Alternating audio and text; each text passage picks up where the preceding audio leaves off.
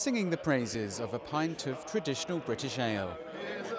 Although the iconic drink's been lubricating Brits for centuries, it's spent decades in the doldrums, overshadowed by continental-style lager. But ales are making a real comeback, as record visitor numbers at London's Great British Beer Festival prove. This year's show sees about 65,000 beer lovers sampling more than 500 different ales, including the likes of Old Stoat Wobbler and Soviet Stout. And the diversity doesn't end with the names.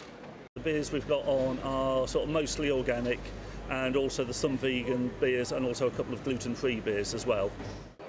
While more drinkers are turning to a pint of ale, it's a different story for the major lager brands, whose sales have sunk to the lowest level in Britain since the Great Depression of the 1930s. In pubs, lager sales have plunged more than 10% compared with last year. At the bar, that translates to 107 million fewer pints poured.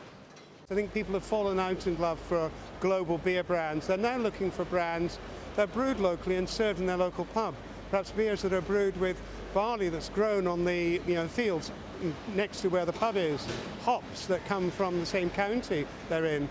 As microbreweries carefully craft flavoursome pints, London's last family brewer is also rolling out more barrels of ale to meet demand. Modern techniques allow it to produce 1.2 million pints each week.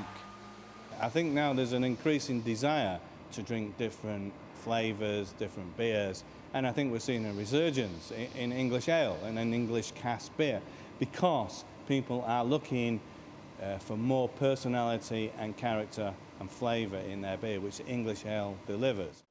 Ale, once the preserve of bearded beer enthusiasts, is trendy once again, it seems.